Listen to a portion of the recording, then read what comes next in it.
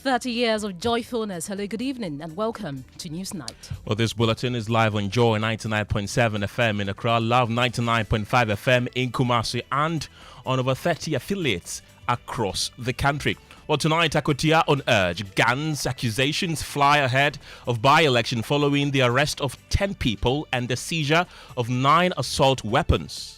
Who tells you? We have fixed signals of them, NDC people having to wear some certain uniform that will portray them as security officers. Why is our opponents who say they want to protect themselves? Then they'll be going about carrying weapons to the place. They are the people. We should condemn them for saying that they will protect themselves.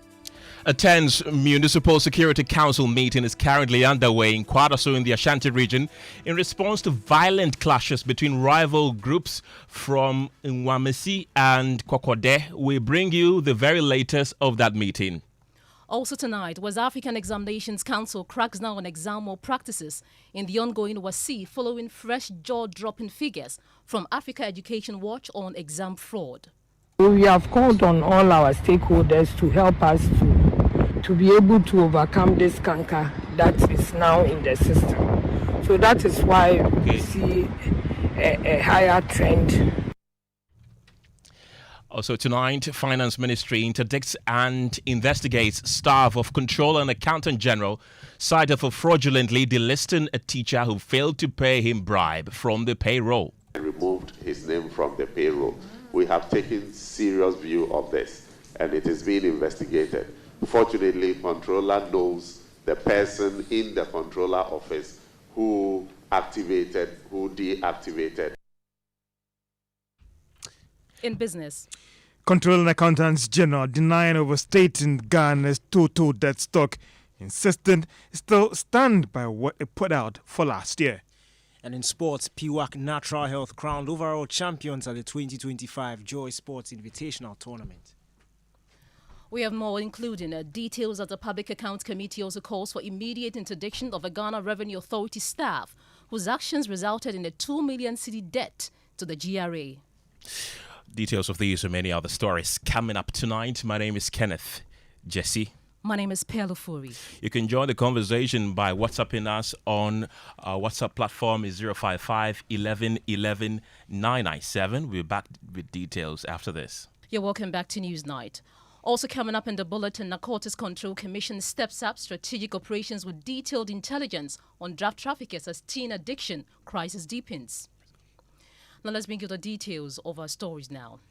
Tonight, tensions are running high in Akwatia as the NDC and NPP engage in a heated blame game following the arrest of 10 individuals and the seizure of 9 assault weapons.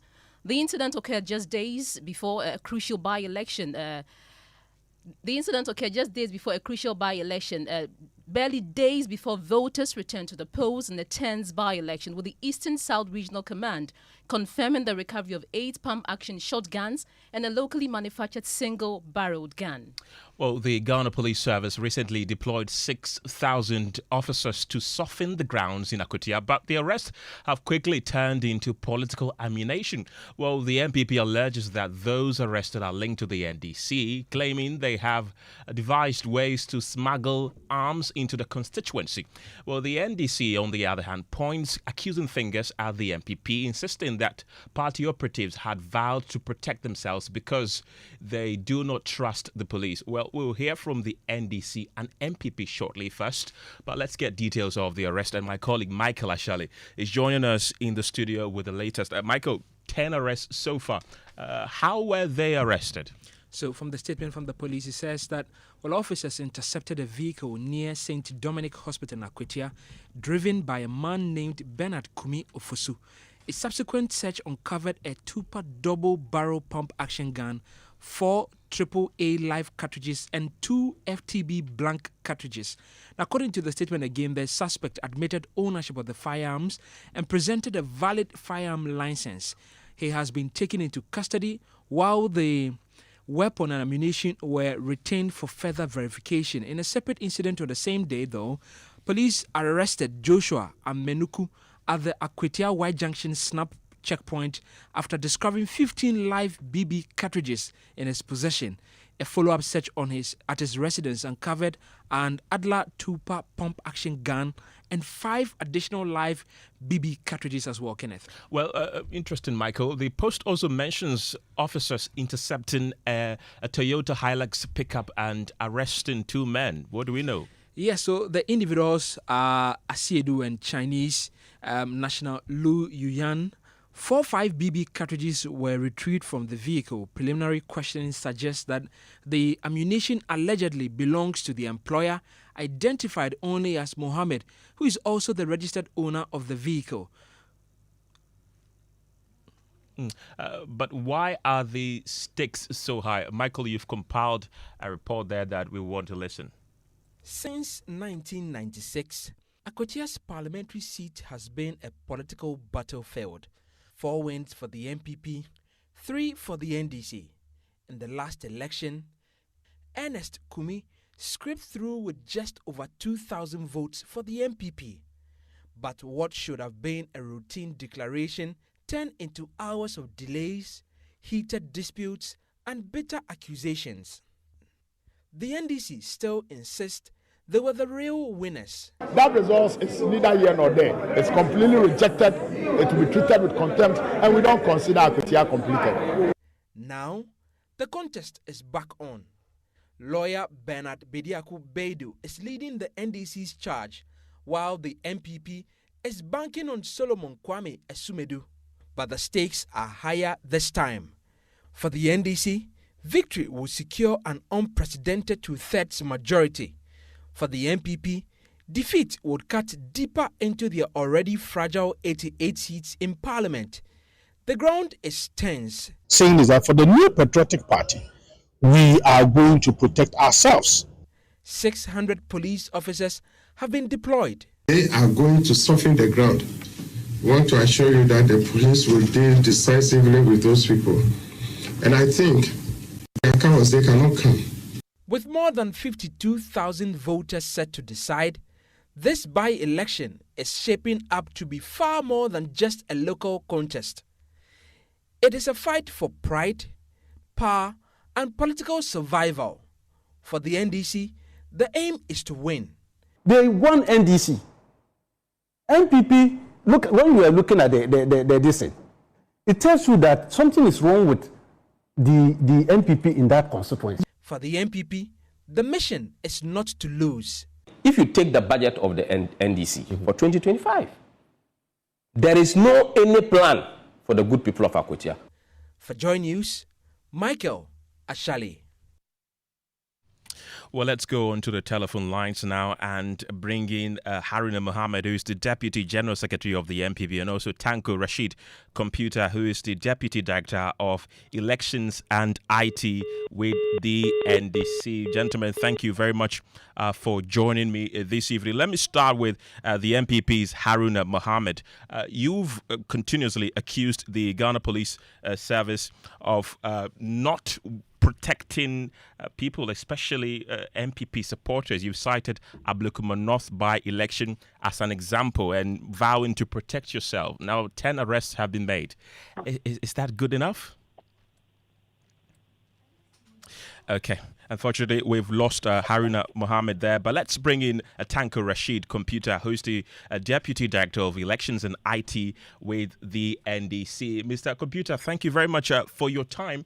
I want to believe that this is a good news for the NDC following the arrests that have been effected by the Ghana Police Service, because when I met you last time at the police headquarters, you mentioned that the police should do their job, and that is to protect citizens and arrest perpetrators of violence. Very well, Evans. Let me say good evening to you and your cherished listeners. I must say we need to congratulate and commend the police.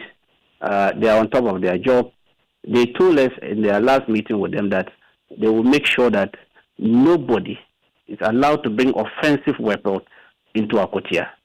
They are going to protect life and property and make sure that we have free, fair, transparent, credible election. And they are leaving to that. So far, so good. We are committed to complying with all the procedure, the structures they put in place. And we meant by what we said.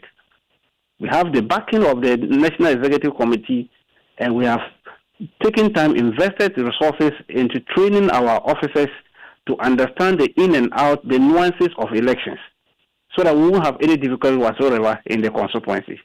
Our opponents, they have challenged with the police. They say they don't trust the police. They want to protect themselves. So they've started sending weapons into the constituency. You see, they've started arresting them.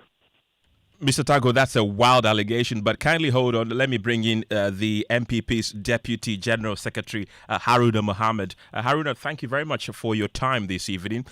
Is this also coming as a good news for the MPP following your backlash against the Ghana Police Service for being very ineffective, especially citing Ablekuma North constituency as a case study?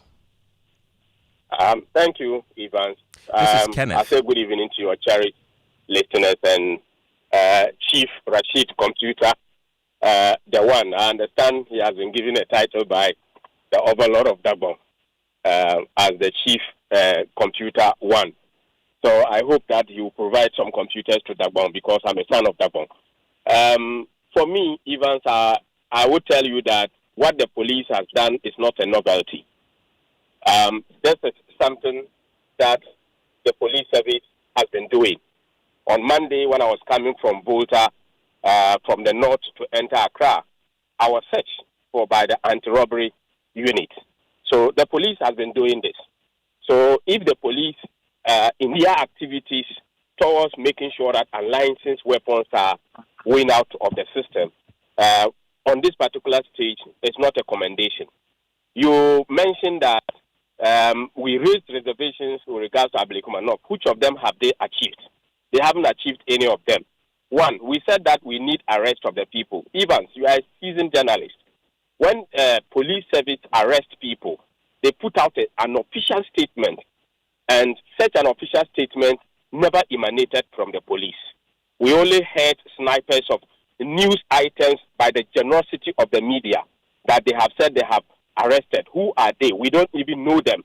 Nobody has been arraigned before court. And that is why we say that this government is a certain government. I'm very surprised that the police is joining them to provide us with certain information. Again, we've stated that the NDC is massing up to get their men, and they are giving them some special uniform for them to go into Akwatia with weapons.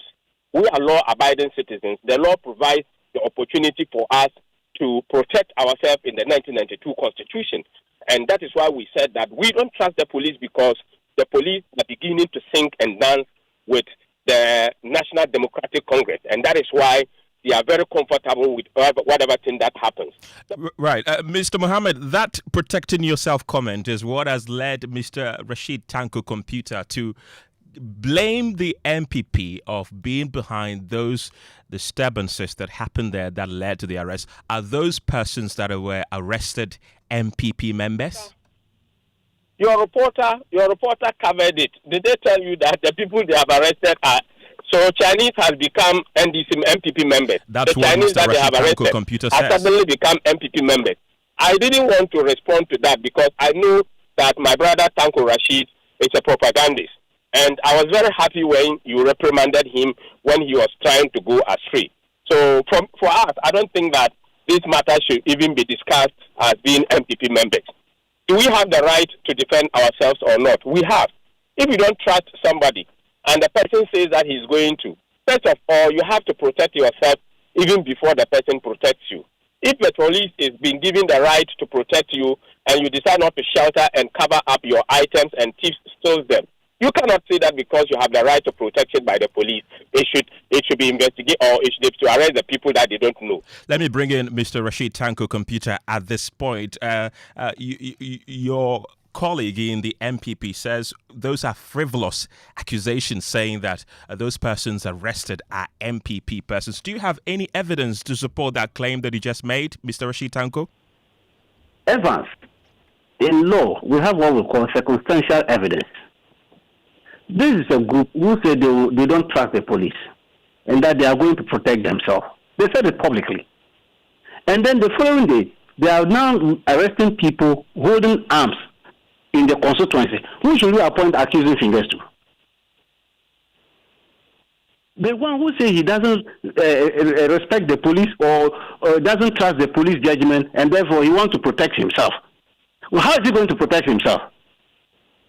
That is the question we should be asking them. And I'm saying that the people they arrested with those things, what were their intentions? Why are they coming there with arms? To do what? Because we have told our people we are going to respect the decision of the police, we respect their deployment plan, and we have taken time, invest resources to train our people. As of yesterday, we're training officers, senior officers, everybody to understand the nuances of the processes over there. MPP, they are not training. They are rather arming and mobilizing people. Look, I said it in your platform.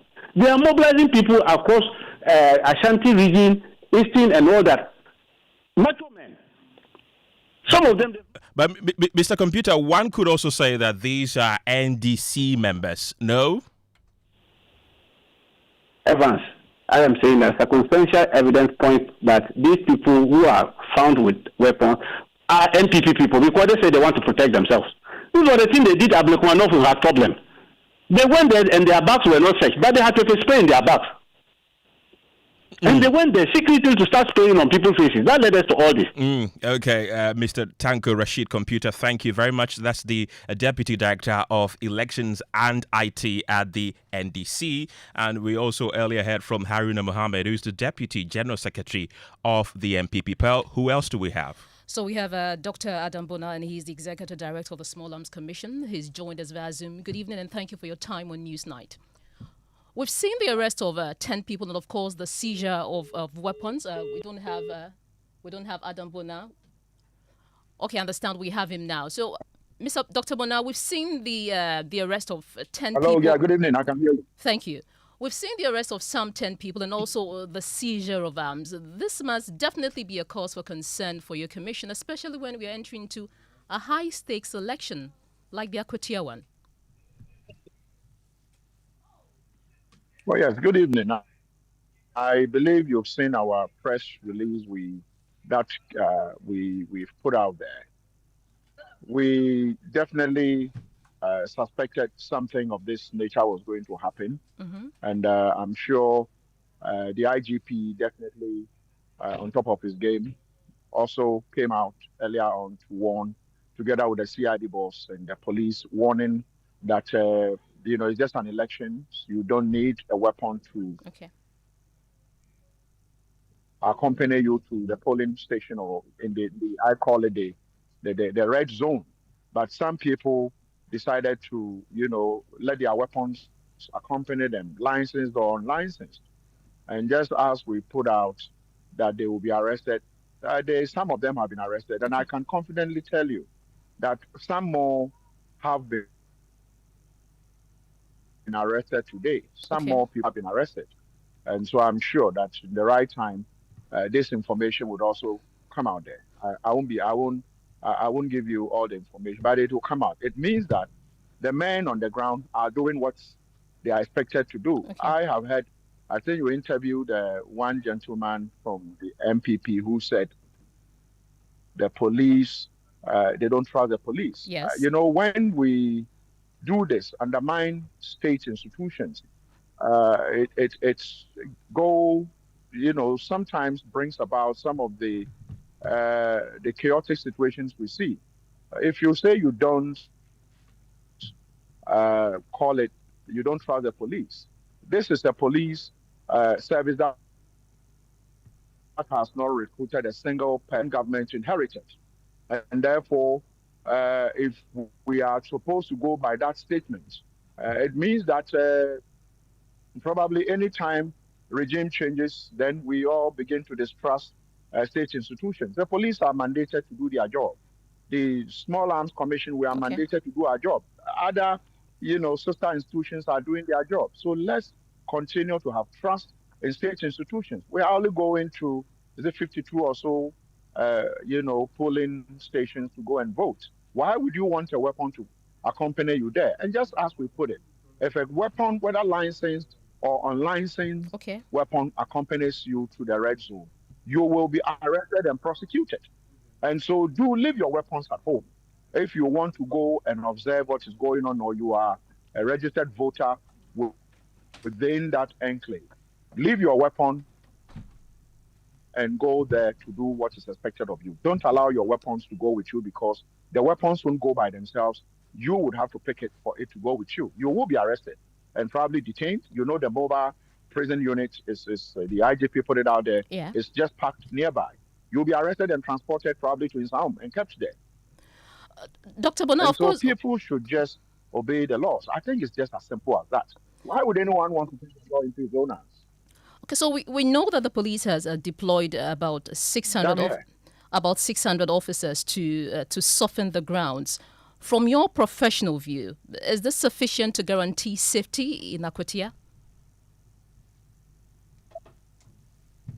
Well, it's not every security operational detail that will be put out.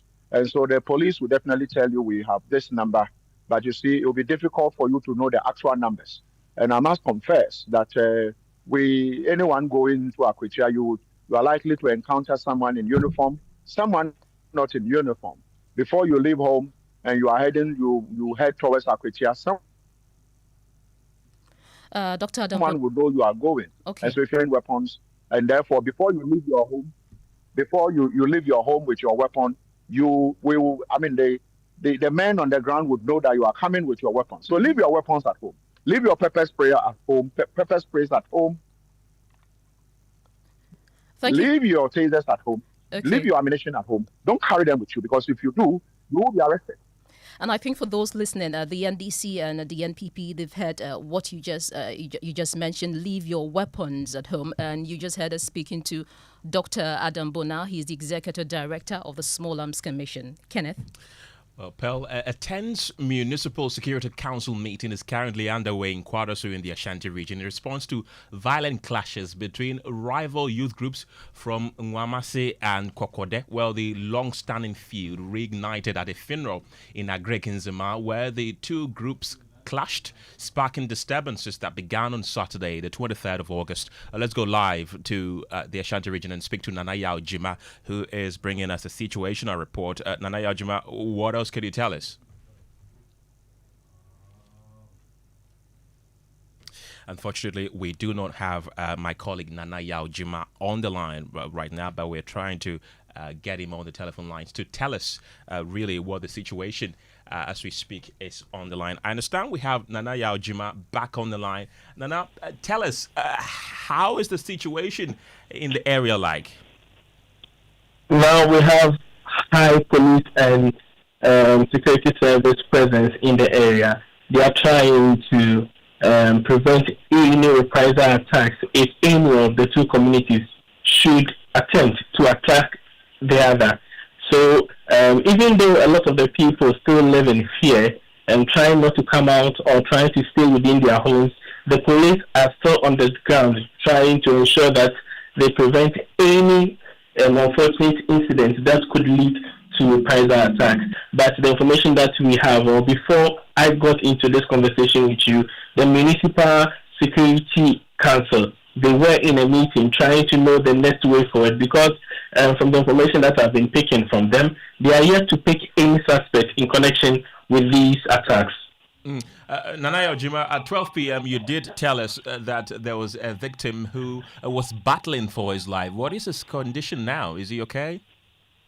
The information that I've been able to get is that he is in a stable condition now, but they are telling me that he was badly wounded, deep cuts all over his body. So the doctors at the Confirmatory Teaching Hospital are still keeping an eye on him to try and get him in a more comfortable position. And has there been any reported cases of injuries or more arrests? There haven't been any arrests as at now, aside from the one who is receiving treatment at the Confirmatory Teaching Hospital. We are yet to know if there are other people who have also sustained some injuries. Nana Yaojima there, he is our resident correspondent in the Ashanti region, bringing us update on that particular clash that happened earlier. Thank you, Nana. Well, it's now time for business, and George is here with the latest. George, what do you have? Well, coming up in business, the Controller and Accountant General denies overstating Ghana's total debt stock by 139 billion Ghana cedis, insisting it still stands by what he put out for last year. And 9 institutions, including Tor, Temaoyo Refinery, produced by a company, Ghana Revenue Authority, more than 40 million Ghana cedis in taxes for last year. The business news on Newsnight is brought to you by MTN Business. Welcome to the new world of business. Kingdom Books and Stationery, your number one-stop shop for all your office essentials. Centers Tanks and Pepsodent, Herbal and Charcoal. You're welcome back to Business on Newsnight. Now, the Controller and Accountant General, Kwesi Adjei, has denied that the department overstated the country's total debt stock ending last year. The Auditor General, in its latest report, revealed that the debt stock has been overstated by 139 billion Ghana cedis.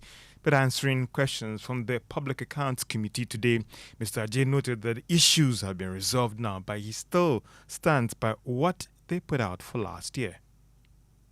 We prepare whole of government accounts covering the local government, that's the MMDAs, central government, and then SOEs. When it comes to the debt figure, we look at that for central government and guaranteed SOEs, and then the unguaranteed SOEs. And the summation of the two gives us a total for the whole of government accounts. When we did that, our figure for the whole of government accounts was 861.4 billion, and that of the central government and the guarantee SOEs came to 711 billion, 0.4 billion. And this is what we reported in the financial statement. But after the report was submitted to Parliament, we met with the auditors, and then we reconciled, we did some reconciliation, but we still came back with the same figure, the same 861 billion for whole of government, and then 711.4 billion for central government and guaranteed also is. So far as we are concerned, we reconcile. The figures haven't changed. The figure as we see in the financial statement is the same as we have after the reconciliation, and they haven't impacted on the accounts of the state. And that is the Controller and Accountant General Kwesi Adjei. Meanwhile, the Deputy Minister of Finance, Thomas Nyankwampim, noted that he hopes this will bring a closure to this issue. This is a very, very important conclusion that we need to bring to the attention of every Ghanaian and everybody who has interest in Ghana. It was worrying for an impression to be created that the Controller and Accountant General had overstated Ghana's public debt.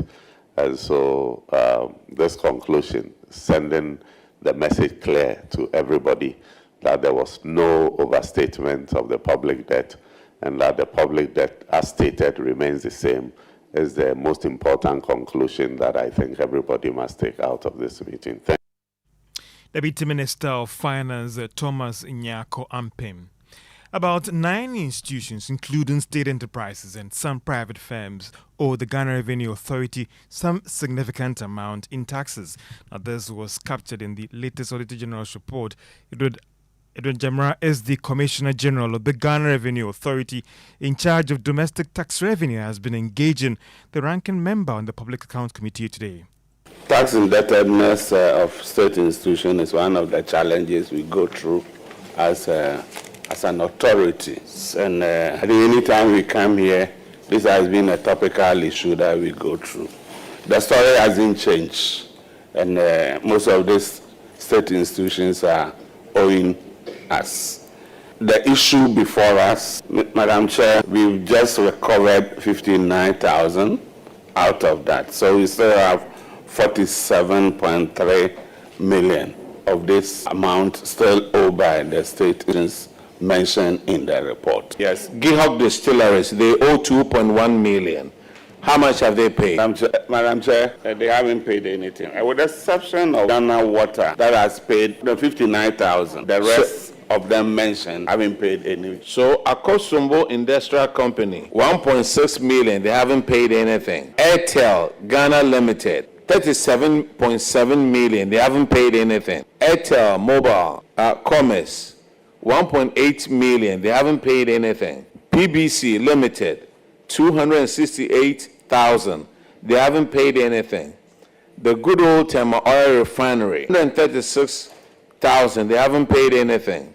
Hey, Glow is here. Glow Mobile Ghana Limited. 185,000. They haven't paid anything. Edward Jamara Penting is the commissioner of the Ghana Revenue Authority in charge of domestic tax revenue, and he has been engaging that ranking member of the Public Accounts Committee, Samuel Atamensa, who is the member of Commander Edina Egwafo Ebrim. Now, market leader Star Oil has finally increased prices of petroleum products for the second half of this month. Details in this report. The adjustment was done this morning across its service stations in the country. It's coming after Star Oil initially held on its old prices last week. The oil marketing firm even went ahead to reduce prices further during that period when ADA had gone up on prices. At 6 a.m. this morning, Star Oil was selling a litre of petrol at 11 cedis 45 pesos. But at 8 a.m., a litre of petrol was going for 12 cedis 77 pesos. Star Oil, however, argued that some service stations will still sell the product at 11 cedis 97 pesos. A litre of diesel has gone down, dropping to 13 cedis 45 pesos. Again, some service stations will go for 12 cedis 75 pesos. But what we are picking up now is that the increase was not due to rising prices of crude oil on the international market and the recent pressure on the Ghana cedi. This is an industry development that could also force other oil marketing firms to adjust their prices soon, even before we get to the end of the month. Well, we'll continue to monitor the market to see what will happen in terms of the price quote by other oil marketing firms. And that's the Business Desk report. Now, Chief Executive of DLX Finance, Joe Jackson, is urging the Bank of Ghana to be tough on some of its regulatory measures to help achieve the desired results. It follows report that the remittance inflows have picked up marginally after a recent regulatory crackdown. So Jackson tells Jobs the regulator should press hard with some of these reforms if it's convinced about its outcome. The end justifies the means. If the Bank of Ghana has been able to improve remittances by this policy, then it's right. In any case, remittances are supposed to help our dollar inflows. So if the remittance company is keeping it outside, then it doesn't help anybody. Mm-hmm. So I think that the intervention was in order. It will hit some of the institutions harder than others. But I think as we implement this a lot more, we're going to see that uptake. The Chief Executive of DLX Finance, Joe Jackson. Let's turn our attention to the stock market. Angola was up by a peso to close at 2 Ghana cedis 27 pesos at the end of trading on the Ghana Stock Exchange today. If you had invested on the market, you have made more than 50% in terms of returns, still better than other instruments currently on the market for investors to invest, like my brother from Shorts.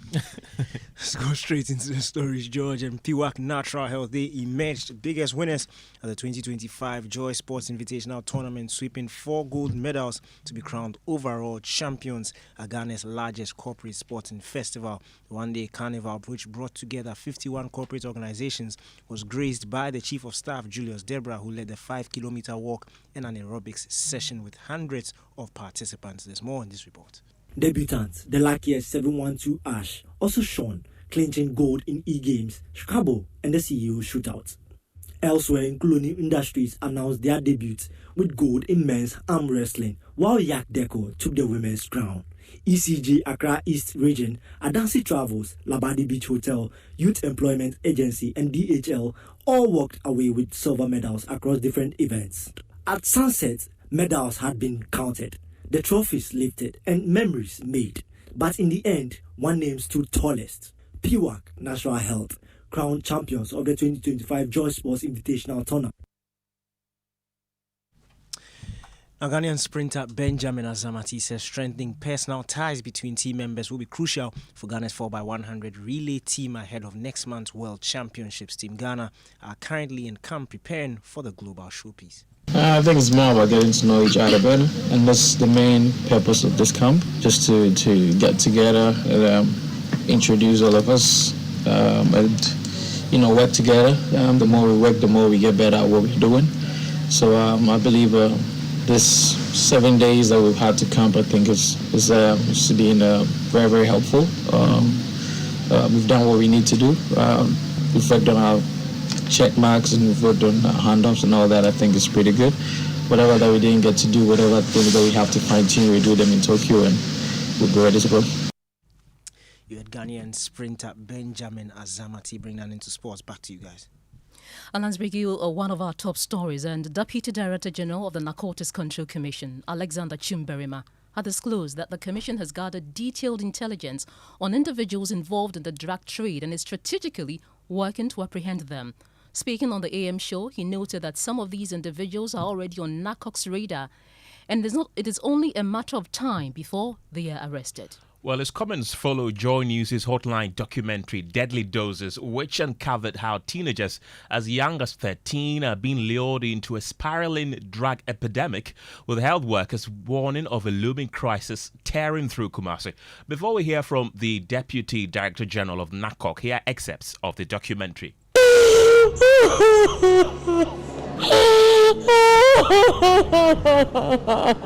Veronica, not her real name, is one of the addicts receiving treatment at Cath. She got hooked to drugs after her ex-boyfriend introduced her to it in Accra. Was through my ex-guy. I was at Accra, and he was also a driver to one politician. So the girl was having money. So anytime I go there, we feel like we're having sex. Just want to get high. And when I started with cigarettes. That's for more white, not knowing you just mixed the cigarette with the drug. So anytime I just take the cigarette, it look different. If I just get out from that side, from his side, I go and buy myself my own cigarette, that more white. I take it, the taste also looks different. So one day I asked him, what's inside the cigarette that I used to give him? He said, oh, it's cocaine. It means I took it for 2 years. In a very sober mood, she admits that the recovery process hasn't been easy. Hey, suffocation. I said to her, the way I'm suffering, you can ask the madam, the doctors and the patients around here. I don't sleep at night. And even there's some fusion, if they put it on me, I'll cry throughout before the fusion will just went up. It's like there is a sore inside my body. So anytime the fusion gets to my body, then it just starts to itch me. Kenneth Edukwachi is a pharmacist in Kumasi. He explains the essence of drugs such as opioids and how it leads to addiction. Medication that are given for moderate to severe pain. Opioids help with the release of something called dopamine. So dopamine release causes euphoria, causes pleasure, causes excitement after the pain has subsided. These drugs are deadly and we have to be careful. We have to get a regulation to help us regulate these drugs very, very well. We used to buy those things. We are insane because going to buy something that's wrapped, you don't know what's inside, you don't know the quantity, you don't know how it is. You just take money, go buy.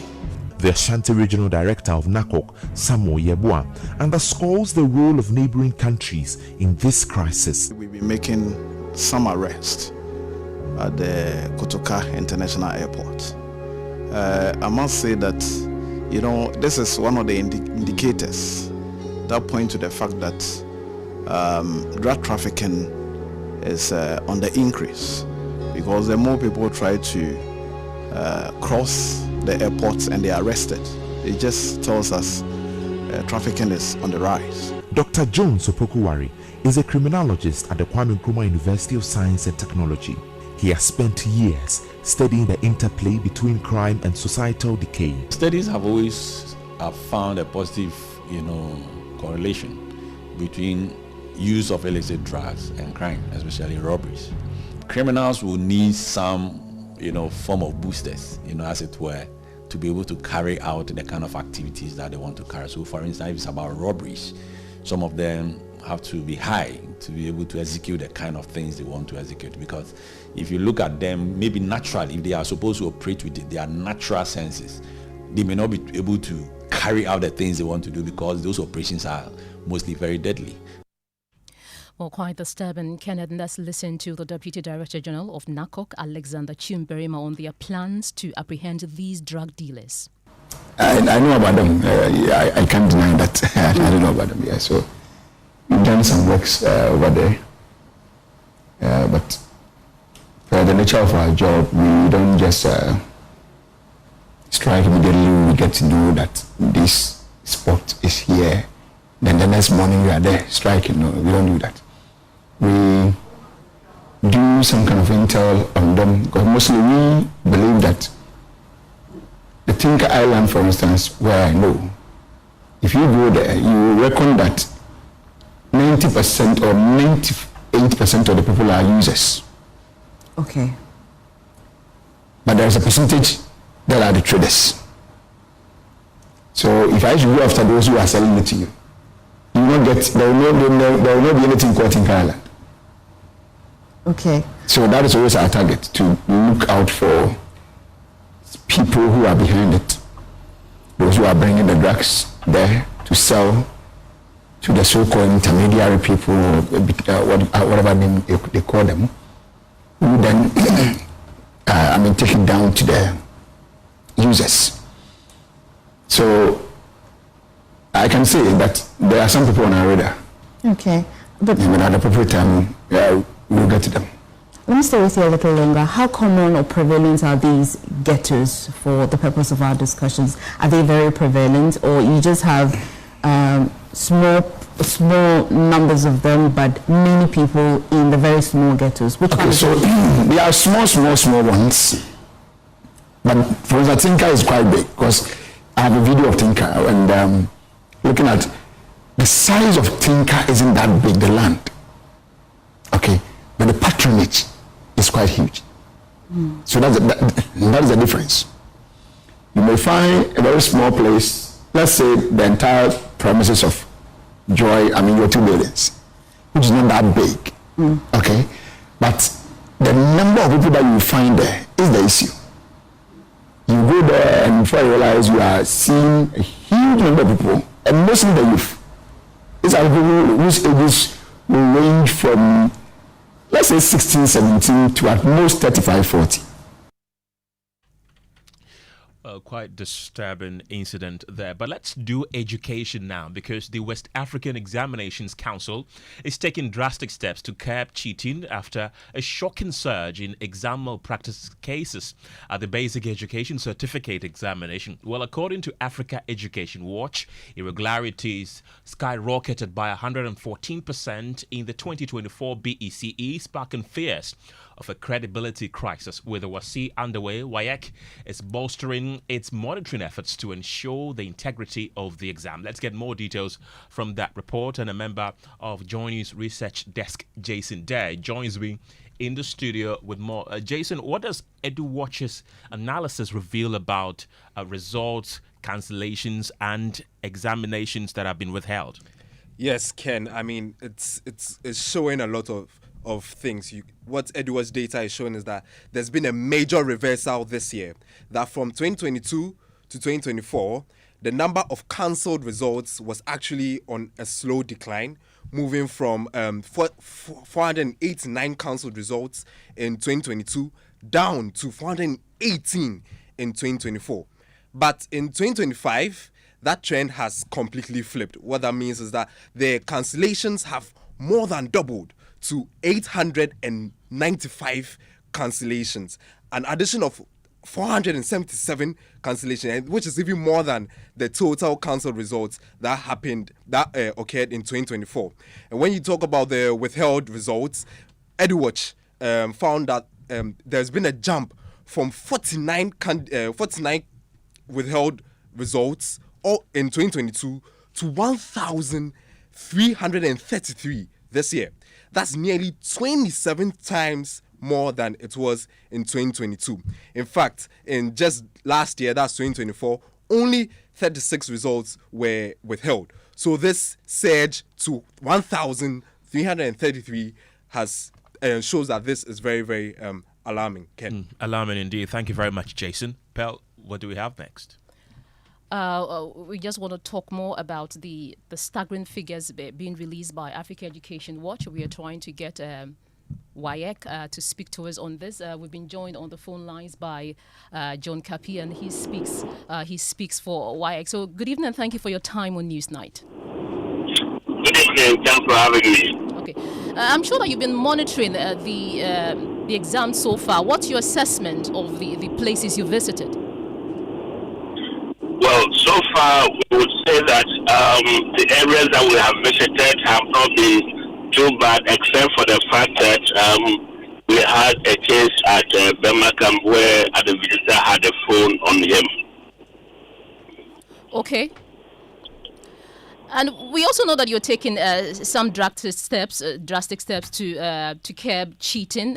We also heard from the Africa Education Watch, which says it recorded some irregularities, 114% in the 2024 BCE. Your response to that? Well, these are analysis that would come from some of the CSOs in education. We have not done any analysis of the level of irregularity regarding the BEC. So maybe we would also have to do ours, and then we can compare the figures and see whether. I am not in any way trying to say that the figures that have been brought out are wrong. No, we haven't done our bit, and so it will be difficult for me to confirm or deny whatever they've brought out. Thank you very much, John Kapi, and he's the head of public affairs at WAEC. Well, the Ministry of Finance says it has interdicted a staff member of the Controller and Accountant General's Department over alleged payroll fraud, where the staff in question has been cited for allegedly removing a teacher from the payroll after he refused to the bribe. Well, this came up during the Public Accounts Committee sitting, where Chairperson Abnose Asare expressed concern about what she called a recurring practice of officials deliberately refusing to validate some workers, leaving them unpaid for months. Listen. It is a national issue now. Name is taken off the payroll. It takes forever. Controller, it takes forever for the person to be put back on it. Sometimes it's a genuine mistake from the validators. And, and sometimes too, it is a way of some of the heads showing teachers where the power lies. And it's very, very painful. Since Friday, we've had a lot of these reports. It's very painful that genuinely, your name is taken off the payroll for one reason or the other. You have to go to controller, sometimes 8 good months. Well, let's get onto the telephone lines again and speak to Davis Opoku-Ansah, who's the Vice Chairman of the Public Accounts Committee. Thank you very much for your time. This obviously is not the first time we are hearing reports of payroll fraud at the Controller and Accountant General Department. How deep-rooted is this issue? And really, what reforms is PAC pushing for to prevent staff from, using their positions to extort from workers, as we've witnessed? Thank you very much for the opportunity to join your listeners this evening. I think largely, what we've realized is that there's a bit of fear in the entire system, in the payroll system, in that workers, especially teachers, are unable to come forward and complain to the Controller and Accountant General or any other body that ought to listen to them. And it is because there's this fear that if you do not take care, you may find yourself wanting, and that your name will be taken out of the entire payroll system. So that is what we have identified. And today, in our questioning of the Controller and Accountant General, we also appreciated the fact that they have seen such concerns, and that there's been an officer from their end who has been punished for wanting to support or otherwise by demanding some fees and all of that. All right, Mr. Davis Opoku Ansa, thank you very much. He's the Vice Chairman of the Public Accounts Committee, Pearl, and that brings an end to Newsnight tonight. Thank you very much for being a part of the show. My name is Kenneth Jesse. My name is Pearl Ofuri. Good evening.